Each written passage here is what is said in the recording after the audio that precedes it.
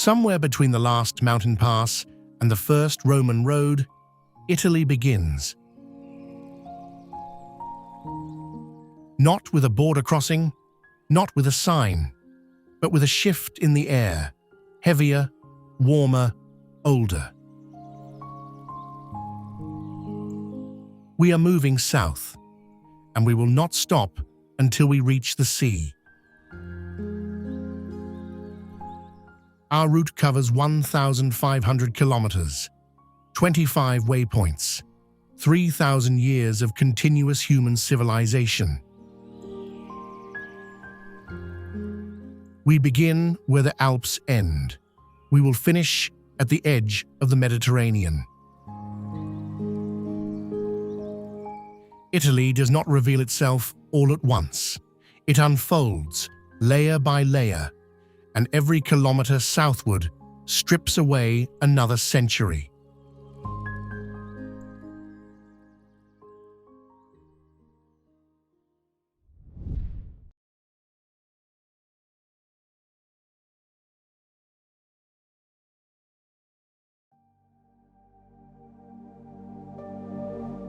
We enter Italy through its oldest gatekeepers, the Dolomites.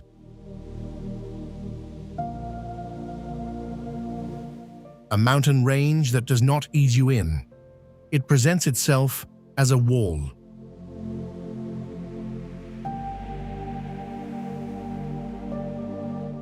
These are not gentle hills.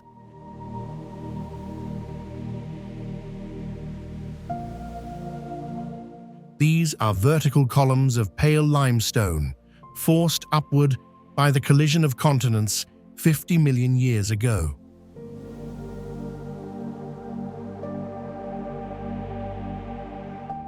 The Latin people who lived in these valleys had a word for them: the Pale Mountains.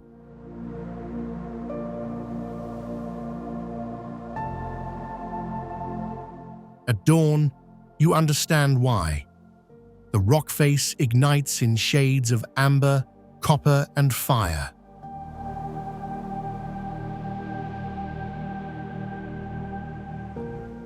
We push forward along the valley floor. The Sella Pass rises ahead at 2,240 meters.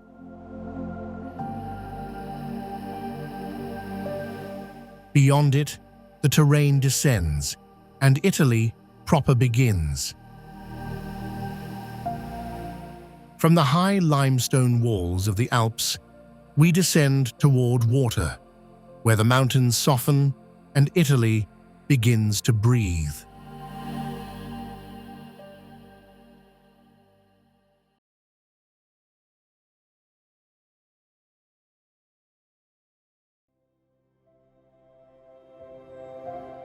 The descent from the Alps brings us at the edge of something unexpected.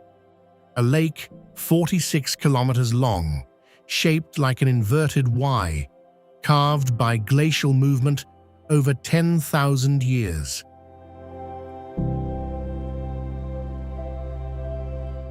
Lake Como has been the retreat of emperors and poets.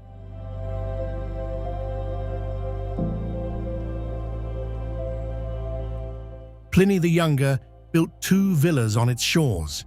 Virgil wrote here, "Today, the same light that caught their attention still falls on the same water, diffused, golden, impossible to photograph accurately." We take the ferry from Verona to Bellagio, the same crossing people have made for 2,000 years. The mountains are still behind us. The Po Valley opens ahead. The stillness of the lake gives way to geometry and ambition. We turn toward the first capital of a unified nation.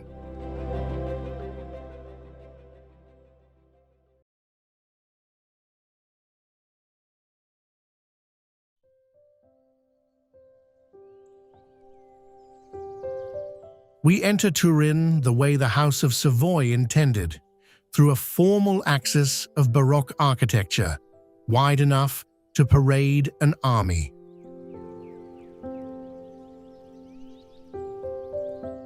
This was the first capital of unified Italy.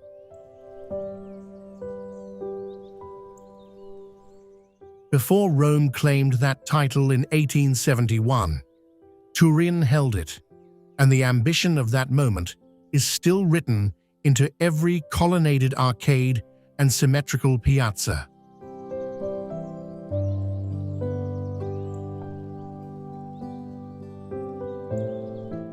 The Roman grid is still here, beneath the Baroque overlay.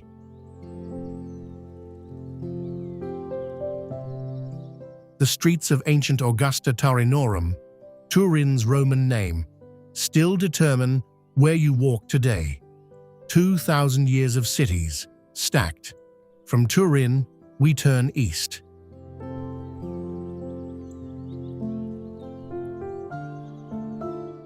Bologna is 150 kilometers along the Po Valley. The Apennines are already visible on the horizon.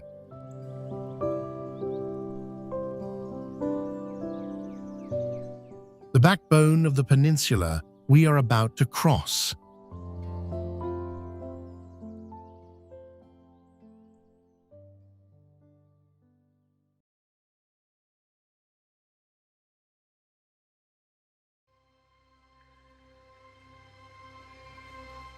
Bologna built its identity in stone, specifically in 40 kilometers of covered porticos that allow you to cross the city in the rain without ever getting wet.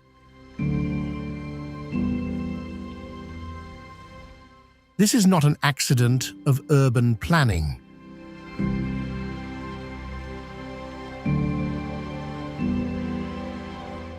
The porticos began in the 12th century as students flooded into Europe's oldest university, founded here in 1088, and the city needed to house them.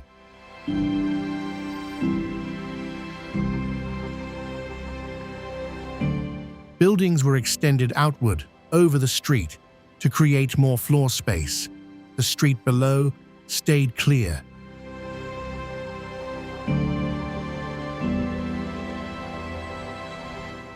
Bologna gained its covered city.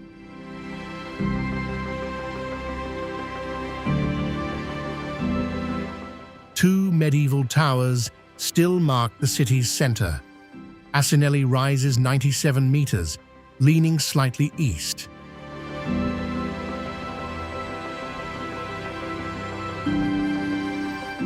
Garisenda, its shorter companion, leans more dramatically, so dramatically that Dante mentioned it in the Inferno.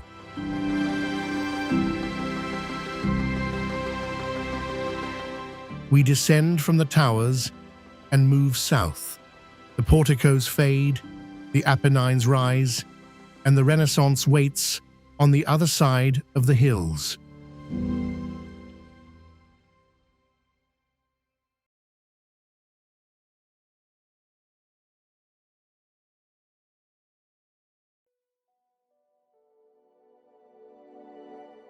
Florence announces itself from a distance.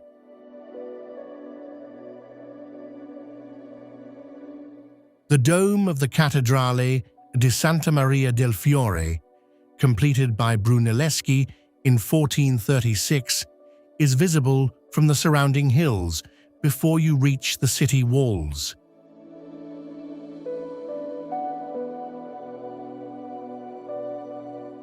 It was designed to be seen this way, a deliberate statement of civic ambition, visible for miles.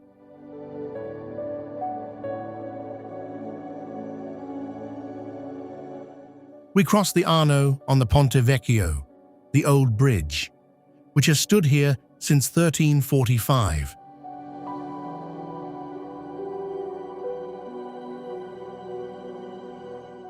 Every bridge in Florence was destroyed in World War II.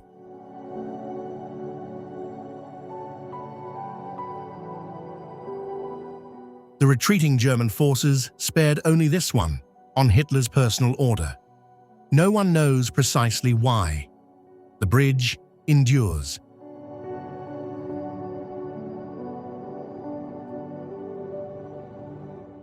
Inside the Uffizi Gallery, 45 rooms hold the most concentrated collection of Renaissance masterwork on Earth.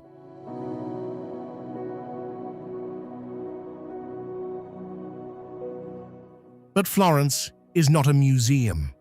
Walk 40 meters from the Uffizi's entrance and you are in a working leather market.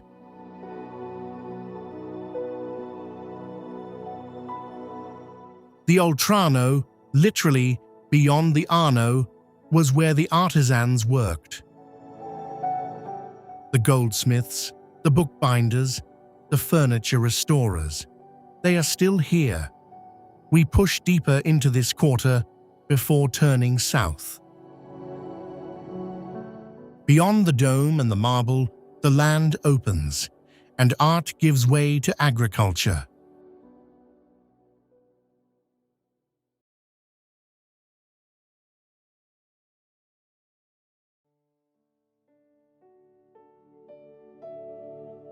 We leave Florence heading south, and within 40 kilometers, the city architecture falls away entirely. What replaces it looks constructed, but it was not.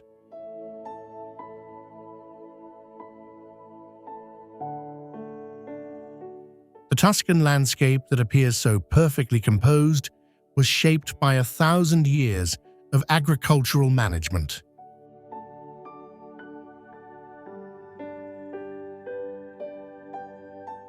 The cypress trees marking the ridge lines were planted as windbreaks.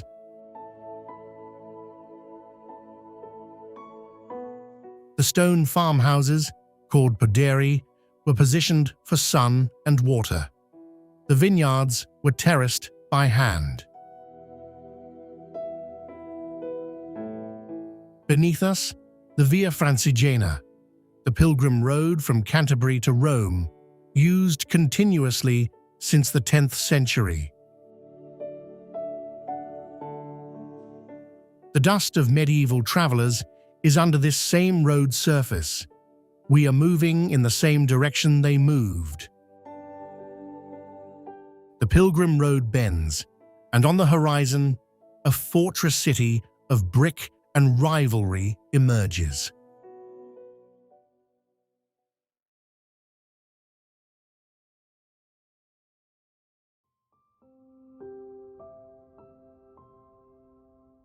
Siena was built on conflict. 3 separate hills, 3 separate neighborhoods. The Terzi, each with its own identity, its own patron saint, and its own centuries-old rivalry with the others.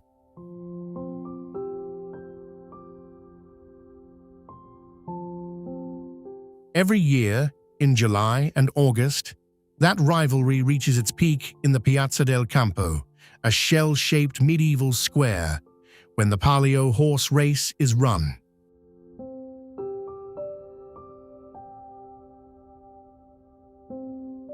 "90 seconds, 10 horses, 6 centuries of tradition."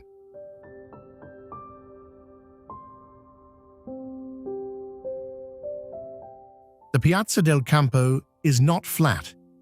It slopes toward the Palazzo Pubblico at a consistent 15-degree angle, designed so that every spectator standing anywhere in the square has sight lines to the center.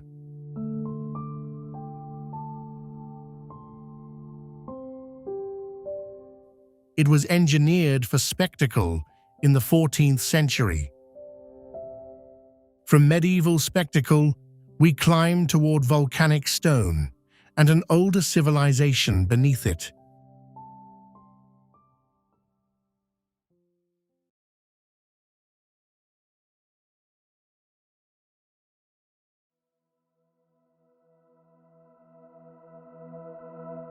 Orvieto does not rise gradually from its surroundings. it rises vertically, a plateau of volcanic tufa, 325 meters of sheer cliff, with a city of 20,000 people sitting on top as if placed there by instruction.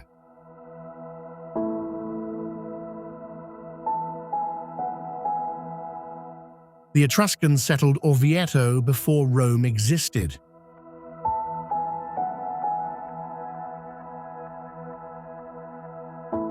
They chose the Tufa Plateau for the same reason everyone who came after them chose it. It is defensible from every direction.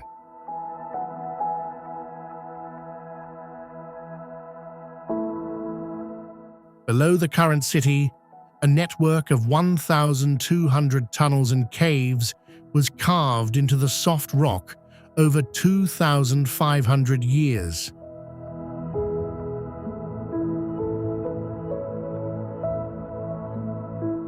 The city has an underground city beneath it.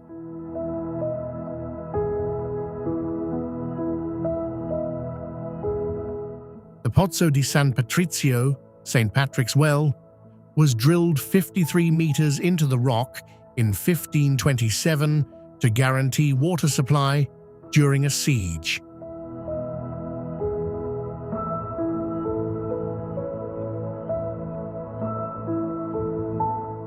Two separate helical staircases spiral down to the water table, engineered so that donkeys carrying water up and donkeys descending never had to pass each other.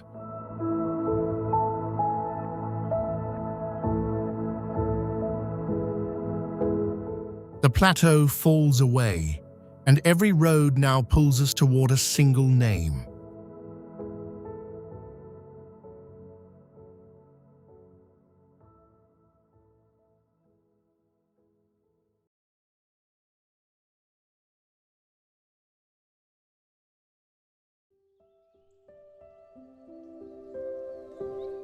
Every road in Italy was built by Rome, and every road in Rome leads to its own beginning. This is not a metaphor. The original Miliarium Aureum, the golden milestone, stood in the Forum Romanum as the 0 point from which all Roman distances were measured. We arrive at that 0 point now. The Forum Romanum is not a ruin. It is a palimpsest, a document written over and over and over again.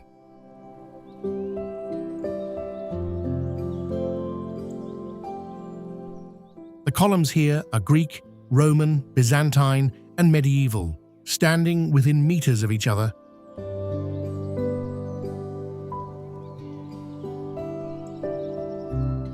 "17 centuries of empire, compressed into a single acre."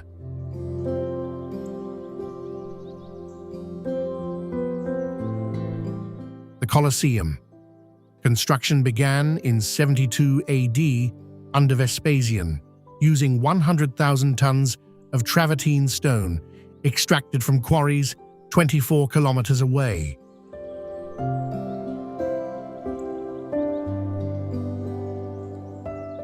It held 50,000 spectators.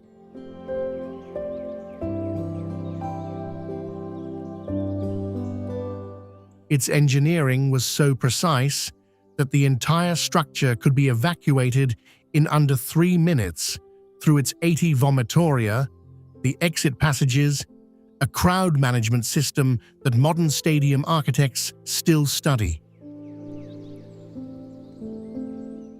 We navigate the city's living layers. The Pantheon, completed in 125 AD under Hadrian, still has its original bronze doors. Walk through them and the interior air is 2,000 years old. The oculus at the dome's apex, 9 meters wide, open to sky, is the same circle of light that Roman citizens stood beneath. Across the river, sovereignty contracts, but influence expands beyond borders.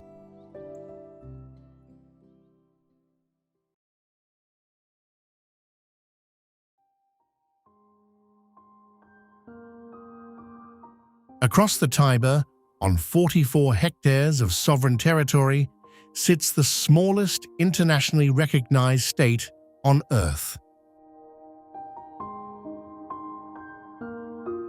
Vatican City was established as an independent nation in 1929. Its population is approximately 800 people.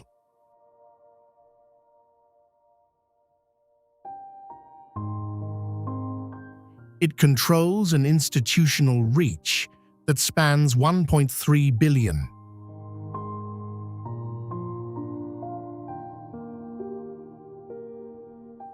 Bernini designed the colonnade surrounding St. Peter's Square in 1656.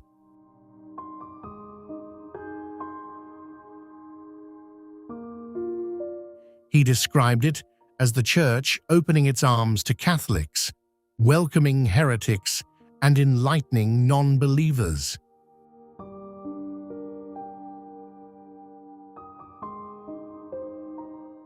The ellipse is calculated so that from one specific point in the square, all 284 columns in the colonnades appear to form a single row.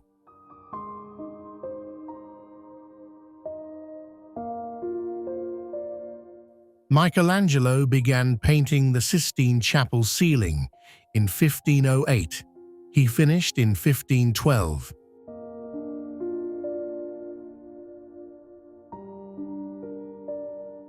He worked alone, lying on scaffolding 20 meters above the floor, in cold that cracked the plaster.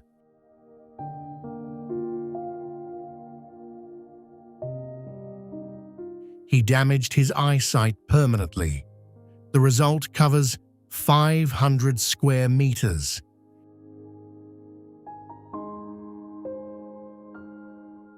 Leaving faith and empire behind, we follow the ancient road toward a city that never finished its final day.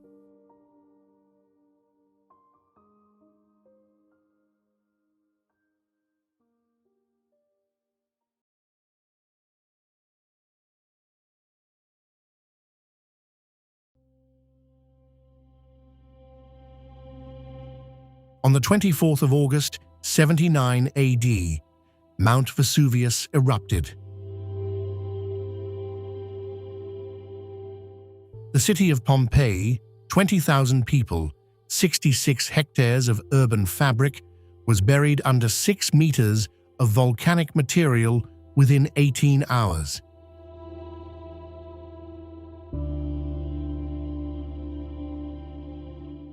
The eruption was not fire. It was a pyroclastic surge, a wall of superheated gas and ash moving at 700 kilometers per hour.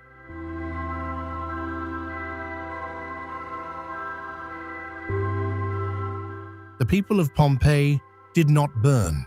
They were preserved.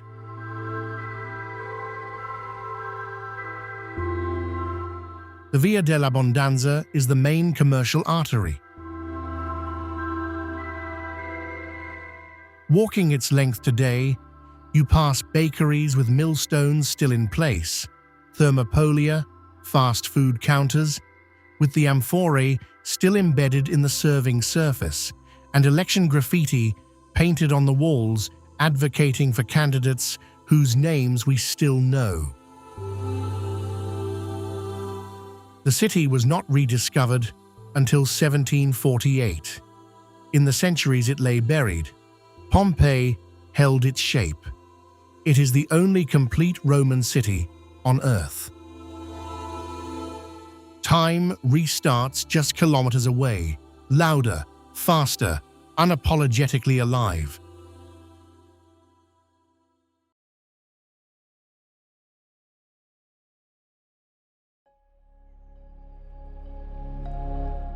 Naples moves differently from every other Italian city. The rhythm here is faster, louder, more compressed.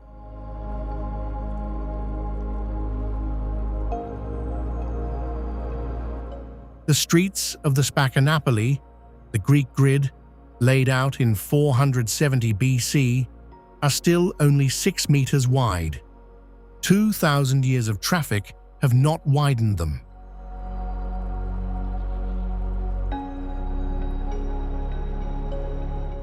This is the third largest city in Italy and the oldest continuously inhabited urban settlement in the Western world.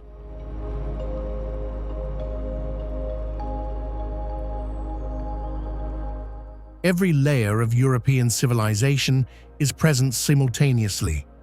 Greek foundations, Roman overlay, Byzantine mosaics, Norman churches, Spanish Baroque, Bourbon palaces.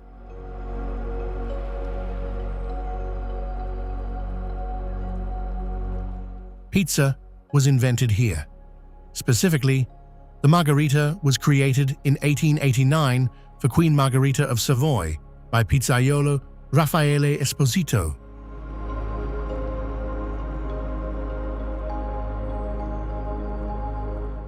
The colors of the pizza, red tomato, white mozzarella, green basil, were arranged to represent the Italian flag.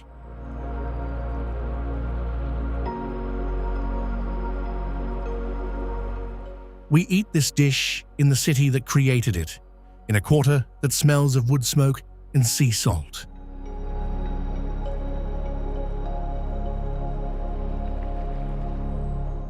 We leave Naples heading south along the coast road.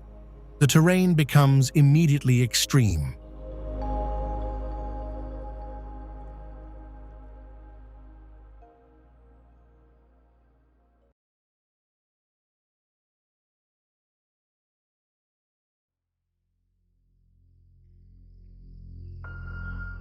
The Amalfi Coast Road was built between 1832 and 1854.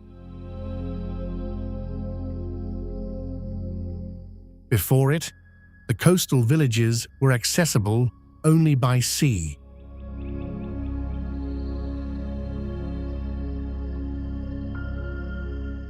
The road was carved, blasted, chiseled into cliff faces that drop 400 meters directly into the Mediterranean.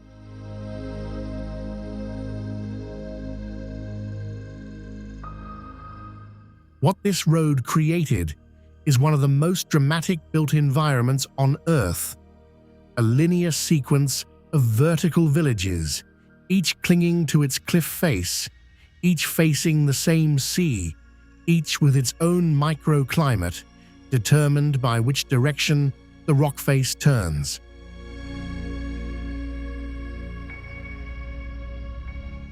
From sea level, the scale becomes comprehensible.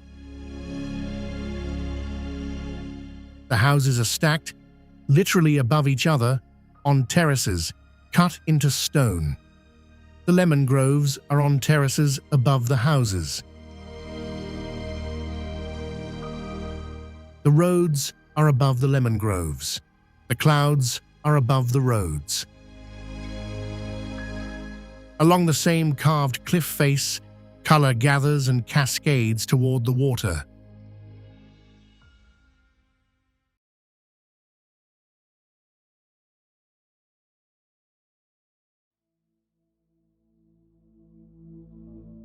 Positano is the village that made the Amalfi Coast famous.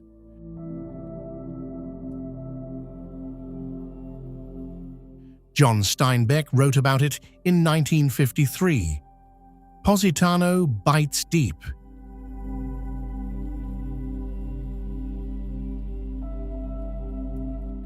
It is a dream place that isn't quite real when you are there and becomes beckoningly real after you have gone.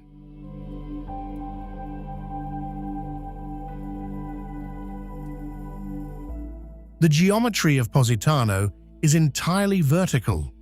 There are no flat streets.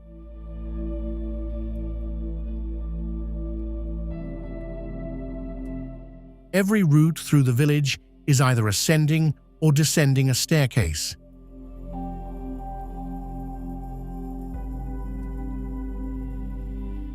The main shopping street, the Via dei Mulini, is a staircase.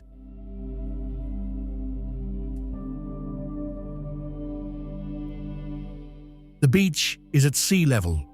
To go anywhere, you either descend to it or climb from it.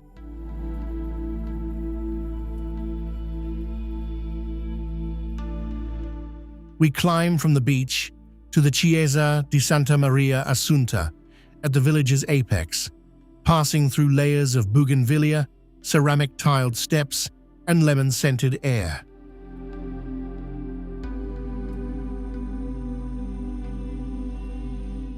At the top, the entire Tyrrhenian Sea is in front of us, and Capri is visible 17 kilometers to the southwest.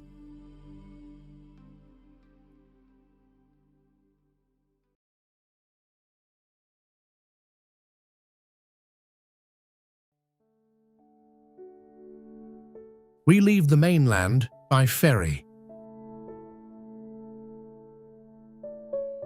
Capri is a 10-square-kilometer island of white limestone, rising 589 meters at its highest point, Monte Solaro, from a sea that has been described in the same superlatives since Tiberius built his villas here in 27 AD.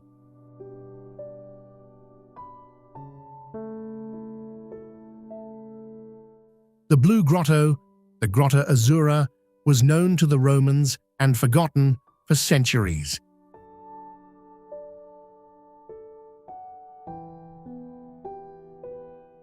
Light enters the underwater cave through a submerged aperture and refracts as blue throughout the entire interior.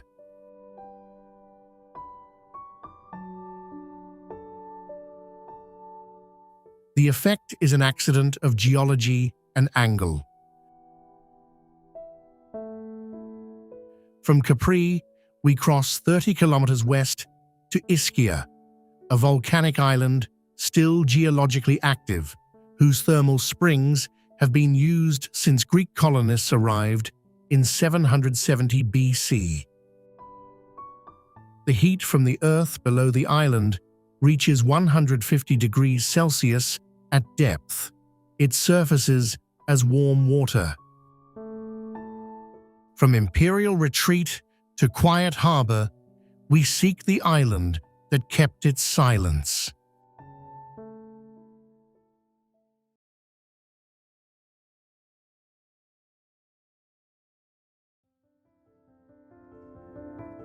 Procida is the smallest and least visited of the Gulf Islands, chosen as Italy's capital of culture in 2022.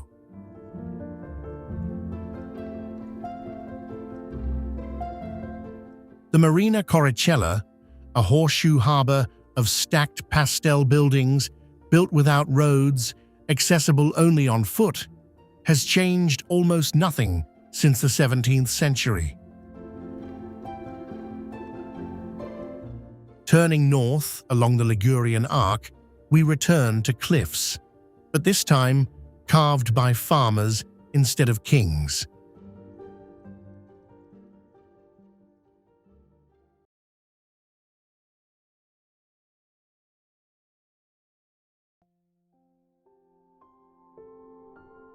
Five villages on a 12-kilometer stretch of the Ligurian coastline.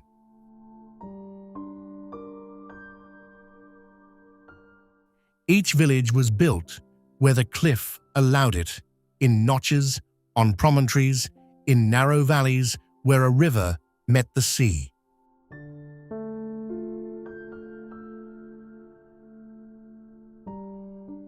The terraced vineyards above the villages, carved into near vertical slopes using only hand tools, have been maintained continuously for 700 years.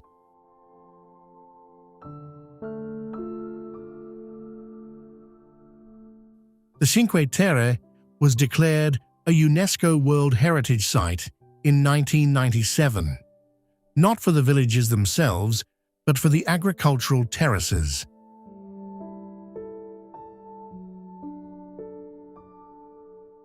The Sentiero Azzurro, the Blue Trail, connects all 5 villages on foot.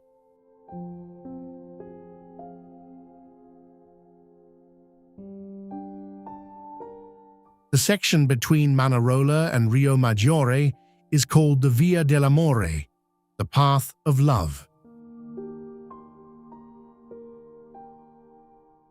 Reopened in summer 2024 after extensive restoration,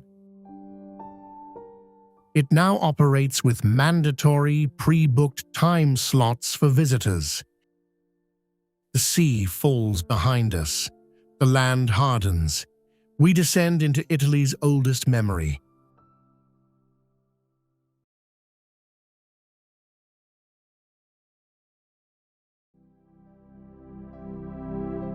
Matera was inhabited 9,000 years ago. The Sassi, the cave districts carved directly into the ravine walls, were occupied continuously from the Paleolithic era until 1952, when the Italian government forcibly relocated 15,000 people out of them, declaring the cave homes a national disgrace.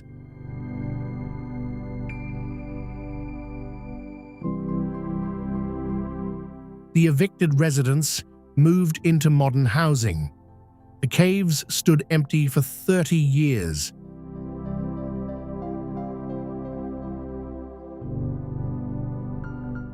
Then the government recognized what it had done, evacuated one of the oldest inhabited human settlements on Earth, and branded it shameful.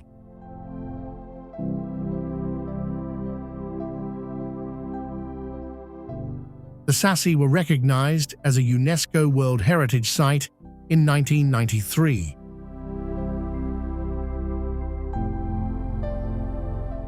Matera was European Capital of Culture in 2019. The same caves once declared uninhabitable are now hotel rooms costing €400 a night. The rock is still the same rock, only the description changed. From carved stone dwellings, we move toward open plains and the heel of the boot.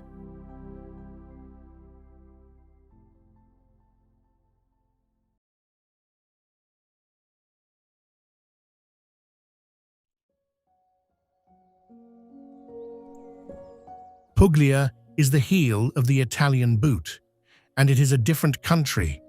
The landscape is flat, an anomaly in the Apennine Peninsula.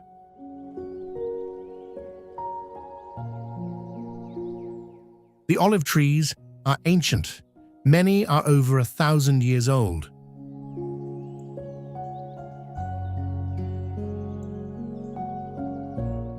The stone walls that divide the fields were built without mortar, laid by hand over generations.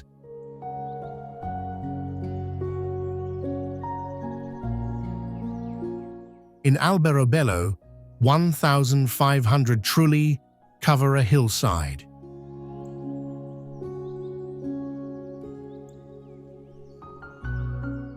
These are circular limestone structures with conical roofs, built using a construction technique developed in the 14th century specifically to be dismantled quickly. The landlords who owned the land were taxed on permanent structures.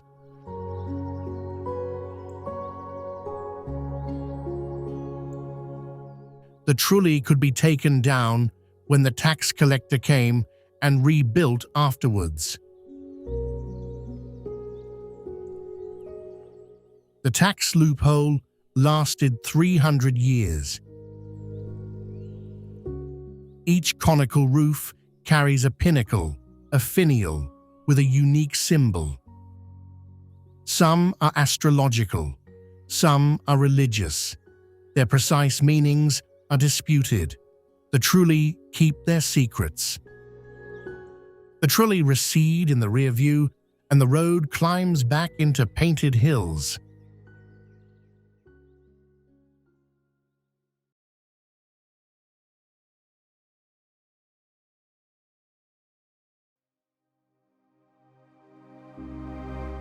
The Val d'Orcia was painted before it was photographed. Sienese painters of the 14th and 15th centuries used this valley as the background for religious scenes: the hills, the cypress trees, the winding road.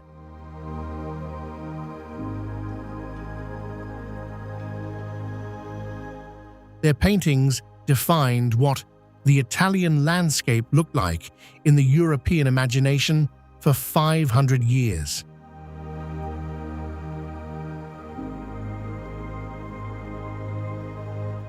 Then photography arrived, and photographers found the same valley, the same hills, the same cypress trees. The paintings were not idealized. The valley looked exactly as it was painted.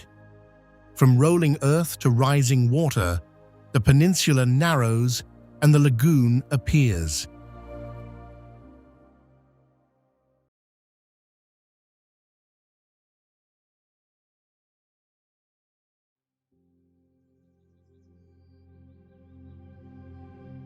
Venice is built on 118 islands, connected by 400 bridges over 170 canals. It was founded by refugees fleeing the collapse of the Roman Empire in the 5th century, choosing a lagoon as their refuge specifically because it could not be reached by cavalry. The water was their defense. The city's foundations are not stone.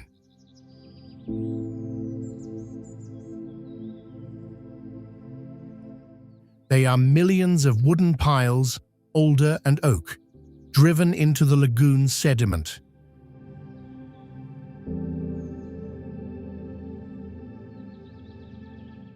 The wood does not rot because it is permanently submerged.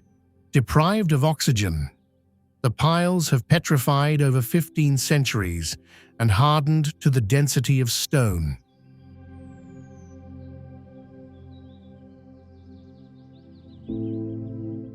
The Grand Canal, the S-curve of water that divides Venice, is 3.8 kilometers long.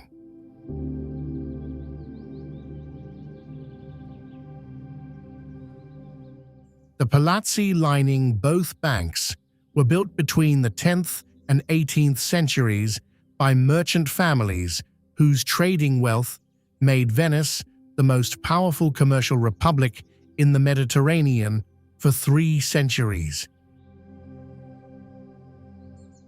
The Basilica of San Marco holds 8,000 square meters of Byzantine mosaic applied over 9 centuries.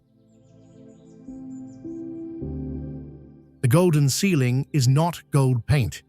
Each tessera, each tiny tile, is a cube of glass with a leaf of actual gold fused inside.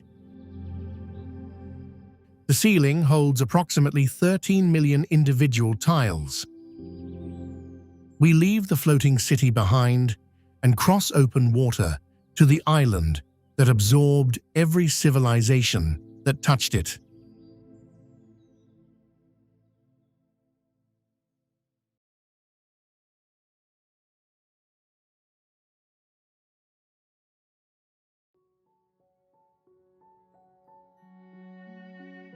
Sicily was the crossroads of the ancient Mediterranean, colonized by Greeks, conquered by Romans, ruled by Arabs, recaptured by Normans, absorbed by the Spanish. Palermo, its capital, carries all of these layers simultaneously.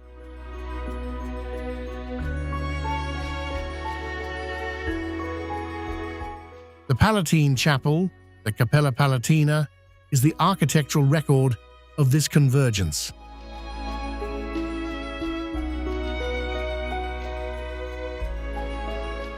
Built by the Norman king Roger II in 1132, it has a Latin cross plan, Byzantine mosaics, and an Arabic muqarnas ceiling, three religious and architectural traditions occupying the same space, their craftsmen having worked side by side.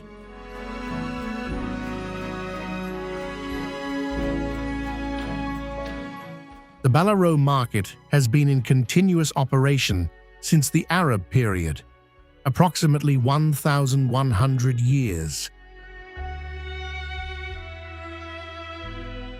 The same market, the same location, the same function. The goods are different. The vendors are descendants of the original traders.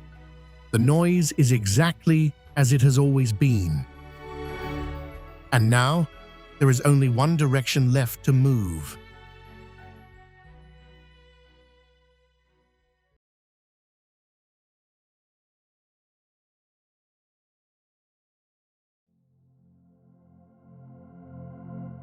We have reached the end of the route. Behind us, 1,500 kilometers of peninsula, 25 waypoints, 3,000 years of unbroken civilization. This is where the land stops and the sea begins. This has been the truth at the base of every Italian experience. The knowledge that the sea is always close, that the Mediterranean has always been the road out and the road in, that Italy is not a fortress, but a junction.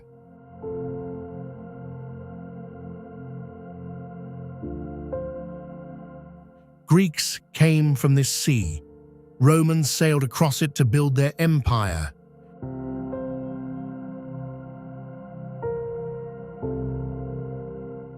Arabs crossed it to bring mathematics and architecture to Sicily. Normans came from the north. The Spanish came from the west.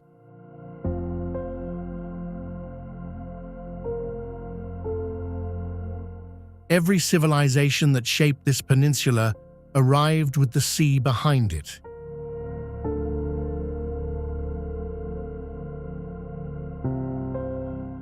Italy is not one country. It is a sequence of countries, compressed into the shape of a boot, connected by the same language and separated by everything else.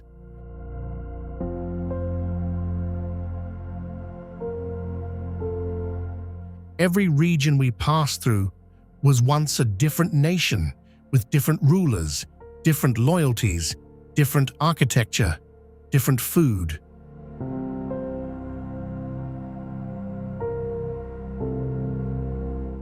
What they share is this: the roots that connect them, the old Roman roads, the medieval pilgrim paths, the coastal trading routes, the mountain passes.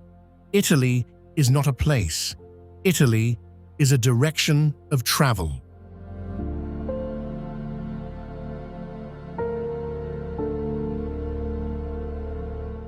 And we have now arrived.